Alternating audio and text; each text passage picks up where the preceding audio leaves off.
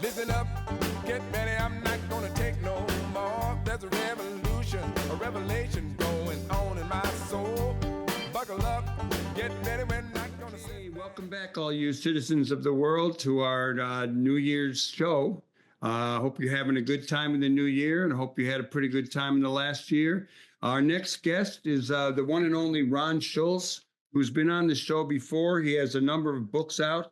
He has a book out called Chicago Rage, one called Home at the Edge, and we're going to talk about his new book called Party at the End of the Rainbow, which I am holding in my hand. And this one focuses on a lot of what's going on in Chicago in the late 60s, early 70s, and includes a whole bunch about the White Panther Party. So hello to you there, Ron. Good to see you. Howdy. Yeah, good to see you again. So you ran away from home at 15. You went to New Orleans, lived on Skid Row. You took a bunch of LSD. You became involved in the radical movements. You were in New York. You were in Chicago. You traveled around. Later, you would go live at the Karma Farm up in Wisconsin. You've had a pretty interesting life, and I'm really happy to say that not only have you included me in your most recent book, along with Rising Up Angry, which our listeners and viewers have heard a lot about over the years, but you really document a lot of things that were going on, including the formation in Chicago of the White Panther Party in unison with what was going on up in Ann Arbor with John Sinclair. So why don't you give us a little bit of an overview of what this book is about, and then I'll grill you with some questions. Okay. Well, it's a memoir, but I don't think it's a dry listing of facts kind of memoir. I'm told it reads like a novel, and I'll accept that. You know, I try to get into the spirit of what was going on, give people a emotional tie to the events. And okay, this was basically, this last book covers 1970. Now, I have a couple books coming out, like you were mentioning. I have a lot. You know, they're ready to go from my end. It's just waiting for their actual publication. So my publisher is, Tumbleweed Press. Okay, and it's a wonderful company, and we're putting stuff out. I'm able to put them out thanks to them. And so yeah, you mentioned Running Away at 15. That is the next book in the pipeline. Should be out shortly. And then a follow-up book is going back to Karma Farm, as you say, the foundation of it, more or less. So my involvement with it, coming via Chicago, via all kinds of stuff, which I won't get into too much detail. But it's that's in the pipeline. Those two books are in the pipeline, and I'm working on more, like you say, hitchhiking across Africa, Asia, spending time in a Buddhist monastery in Nepal, and so on, etc. You've done a lot of stuff, and I got to say that you've really got a good memory. You've kept track of this stuff. In reading it, I came up with a bunch of memories, and there's a lot of people we know in common here. Yeah.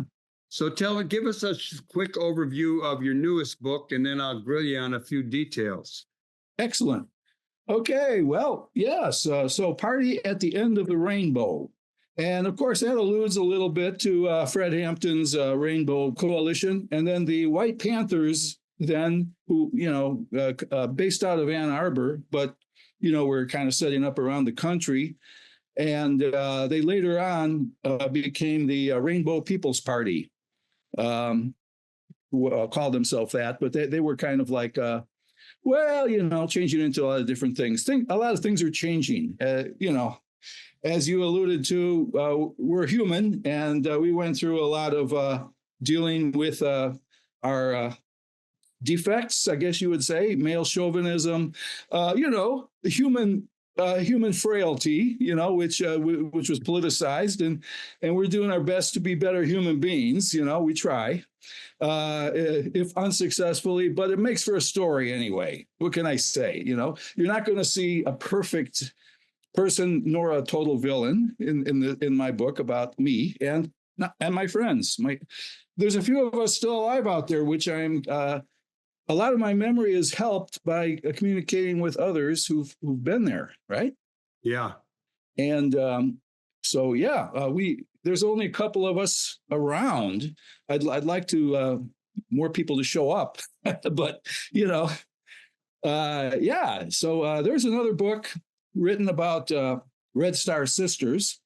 Yeah, By, I was gonna at the end. I was gonna bring that up.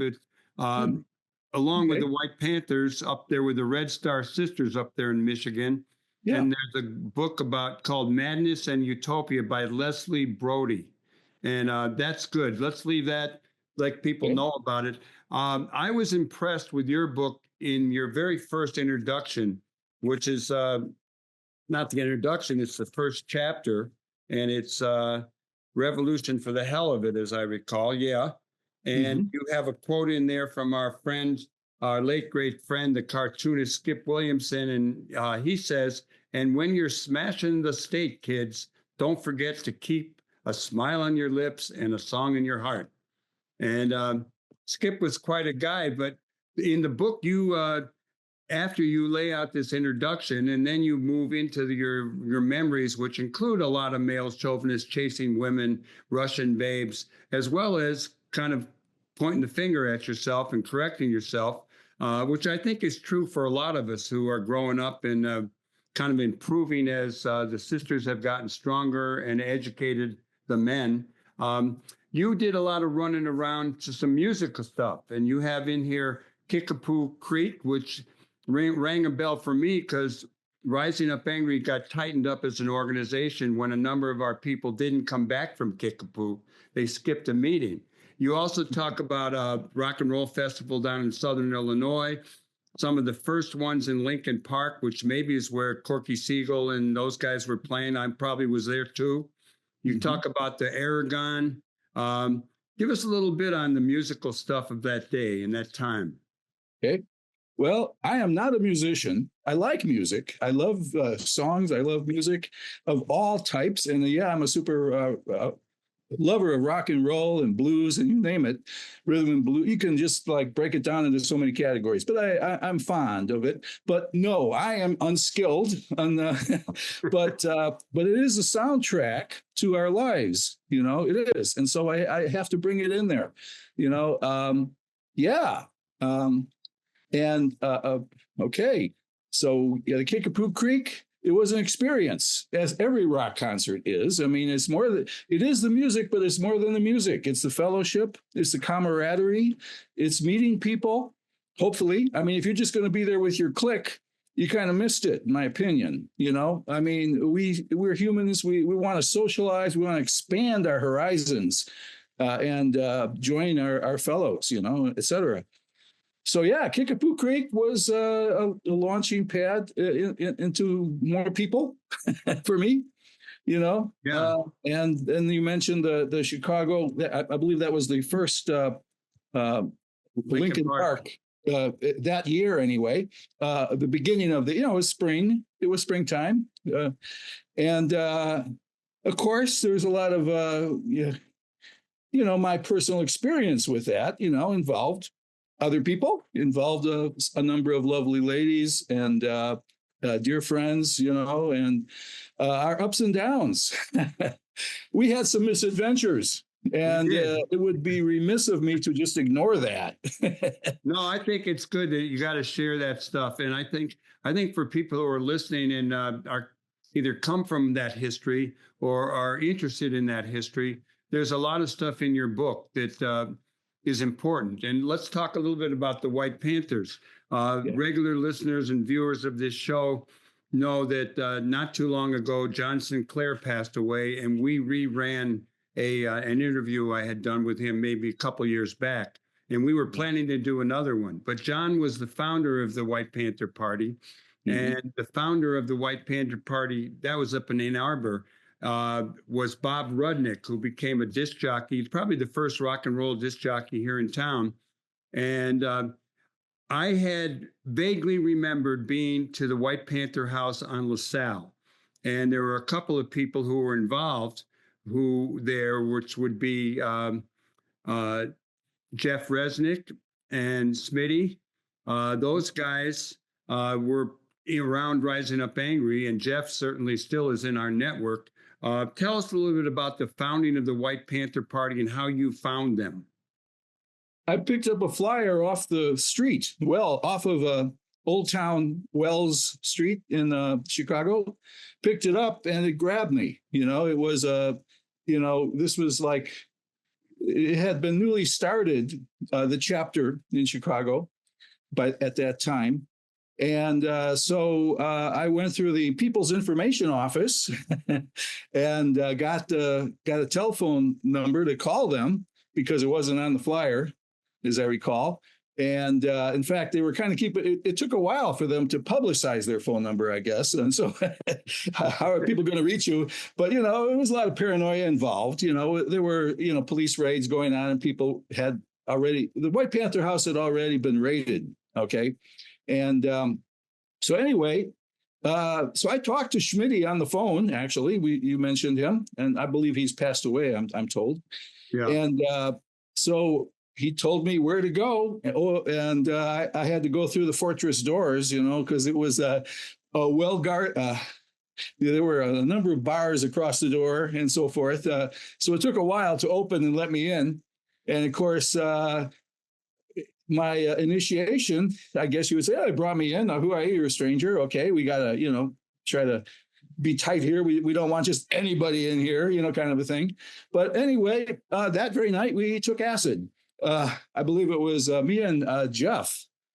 And we just tripped all night long. And that was like, the weathermen had already been talking about as a way of screening people, you get them high on acid and that's like truth serum or something. You're going to find out if they're undercover. I'm a 18-year-old FBI infiltrator or not. I don't know. But there are a number of interesting personalities that were involved with us over that book as you go through it. There's one guy, unfortunately, I don't have his name, but he pops up all through here. Marvin, I'm calling him. Yeah. Now, did Marvin, I didn't read enough of the book maybe to find out if he was actually a spy. That's still a mystery. If he's out there in the world under whatever real name he had. No, it's he kept popping up and getting in. He has a lot to do with Rudnick later on. Once you get into the deeper part of the end of book there, but he's a mystery guy, which maybe he was, maybe he wasn't. There's a lot of mysteries. We don't know until people come up and own up to what was going on. But maybe talk a little bit about Rudnick, because Rudnick was a friend of mine, and he he had come out of the White Panther Party. He had the first FM rock and roll show out of Oak Park, I believe it was, and he ended up. He worked at the Heartland. We're doing a book on the Heartland Cafe, both Katie and Hogan and I, and Rudnick does show up in that book with a few stories about his adventures while he was supposedly being a waiter and attending to customers. Okay.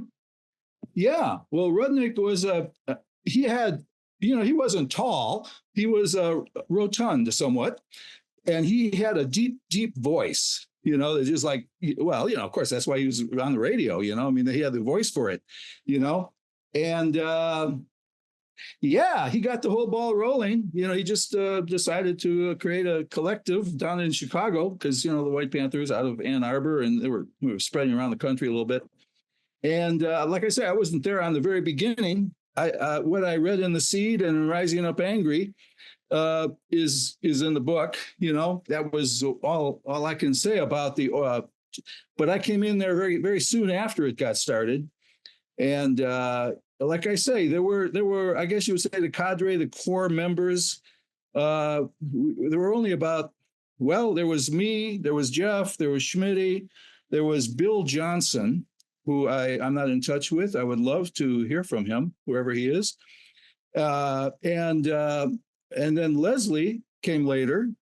There were other people involved. There was a group of people. Well, there were people from Elmhurst, which I had been involved in Elmhurst. There were the Doan brothers. And then there was Sandy, which is, I know you know Sandy very well. And she was later joined Rising Up Angry, as I recall. Sandy from, I met her in Elmhurst. So it's interesting. There's a lot of connection to Elmhurst and Bensonville. You know, not only me, I showed up and I discovered later that Bill Johnson actually lived in Bensonville, you know, just short. But so you were like a suburban young guy, and you had a bunch of other adventurous partners in your life that, and you did a lot of traveling around. In the course of reading the book, you're at the Aragon, which continues to have rock and roll shows, even though I think you had the last one in there. But do you have an encounter with a police officer? Yes. And I believe that police officer turns out to be Maury Daly, who once upon a time called up the Heartland and asked for me. And when I wasn't there, they asked who's calling. He said, "Tell him Che Guevara's nephew called." And it turned out he was a short-term principled person. I'm like, they don't call it chief, but superintendent, I guess, chief of the 21st district here for a short period of time. And one time I saw him on a stakeout for a drug bust and was sitting in the vehicle with him. So we went from him chasing us around and you telling stories about that to him being a kind of a friendly guy before he passed. What's your memory of that? And then I want to ask you about the Corps and the Latin Kings. Okay. Now, you're telling me a lot more about Maury Daly than I knew at the time, and I'm happy because I have a cousin's in-law who is I don't know, it's been years now, wasn't in the Chicago police. And I asked him if he could track down any information on Maury Daly, you know, and he wasn't able to, you know, so I'm glad, you know, hear something about him. I like to tie things together, you know. Yeah, his son played football at Lake Forest, where I also had played. Well, I'm going to have to get more information from you on him just because I'm curious. I like to know, you know, yeah, he would always show up at demonstrations where I was. And that goes on in the next book that is going to come out soon, too, in which, you know, he would come up and in a jocular way, kind of like let it be known that he knew about me and that, you know, he's keeping an eye on me and I better watch myself kind of a thing. I could end up back in jail, you know, because I spent 10 days in jail with the Weathermen. And that's all detailed in my other book, Home at the Edge, you know, basically jail time and et cetera. But Maury Daly would show up. And then later, when I would come down to Chicago from the farm and Nixon came to town in, I don't know, fall of 1970. And I had just gotten back from the farm, from Karma Farm that very day. That's in the next coming up book here. And Maury Daly was there with a whole bunch of FBI guys or Secret Service or FBI. I'm not sure. They flashed badges at me, but how do I know what? And they because we walked into the hotel there to buy, actually, these people I was with to buy cigarettes. And as we came out, they just like surrounded us and kind of checked us out. I had a bag of flyers and they inspected it, made sure it wasn't a bomb, you know, kind of a thing. But Maury Daly, of course, was in his element, kind of showing off his knowledge of Chicago radicals or whatever, you know, like I know some of the FBI is Ron Schulz, hold it right there, kind of a thing, you know, coming from an FBI guy who probably got, I don't know, FBI or Secret Service, but yeah, that was the time. Those were the times, and what can I say? Yeah, I don't know a lot about Maury Daly except what his relationship with me there was always showing up and singling me out. Most of the progressives and radicals I know, they didn't have very good relations with him. And I certainly wasn't a fan of his early on, but we did get to be friendly at the end. One of the other things that popped up in the book was I thought it was really good how you used quotes from both The Seed and Rising Up Angry and other papers. Yeah. One of the things that really hit me was you talked about the Corps, which was the Hudsons, the Mohawks, the North Parks. They called themselves the Corps, CORPS. And they were down in Lincoln Park, and they too were getting driven out like the Latinos had. But there was a peace meeting between the Corps and the Latin Kings, I believe, and then there turned out to be a fight. Anything you remember about the Corps, the Latin Kings, and that neighborhood? What was going on? I'm sorry. I wish I knew more about it. It was on the periphery of my personal experience, and what I basically know, I came from both the underground and regular papers, that I managed to find and go through, and so it's that needs to be written about more, of course. Well, there's a lot of stuff that, I'm just touching the surface of things here, but we all, we need more writers, more historians, actually. Tell us about what moves you to write and how you go about doing it. Okay. Well, it's, I've always loved history or understanding human nature. It's like all these things, because it's all the same. It's all connected. And I've always been interested in that, but I never really thought that I would be capable of writing, putting a thing together. But, the more as I matured, I guess is the word, as I grew older and, realized that, hey, I'm just as qualified as anybody else out there, I mean, I'm not a heavy, like I'm no Che Guevara or Bob Rudnick or you, by the way, who founded quite a bit of stuff, Rising Up Angry, the newspaper and the organization, and your liaison with us and everybody else, hey. But, we're all bit players in the vast big drama, and we got to tell it what we know, I think, is good. And I get yelled at a little bit for being a little too honest, but trying to be. I mean, I like I say, I'm not perfect. I'm doing my best here. But other people, the only other book that I'm aware of, aside, Abe Peck, of course, he wrote a book about the seed. The newspaper scene, and Leslie, of course, who wrote the book you mentioned, and wow, we need more writers. Yeah, we do need more written about it. We actually, I have a new book out, which you I think have a copy. Rising Up Angry: Our Fight for a Better World, and this is actually a second printing of it. Before we did it myself. Now it's Charles Kerr Press. And we are giving these away for people who donate to the show. So I'll say that at the end. What are you working on now besides your writing? Are you taking care of yourself physically fit? Are you eating well? Getting along with your wife and your friends? How's things in your life? It's an ongoing challenge. I have to say, just because I have some gray hairs, it doesn't mean I've got it all figured out. Yes, I got three grandkids. I got a son and a daughter grown up and on their way in different parts of the country. In fact, almost everybody I know is scattered. I don't have people I can a big tribe of people right here close to me. I have a beautiful wife, and her kids and my kids and grandkids. Yeah, I'm busy. That'll keep you busy. And, we're in healthcare out here. I'm still, we had an adult family home, which we sold, I think it was like 2019 or something like that, or 2018. And, but I'm still like doing some continuing education stuff with, people. So I'm healthy. Thank goodness. I've had a lot of friends. Mm-hmm. We're glad about that because you do really good things. And once again, I want to tell people your newest book, published by Tumbleweed Books, is called Party at the End of the Rainbow. And it has a lot of detail about politics, 6970, a lot of detail about your life, and a lot of stuff about the White Panther Party.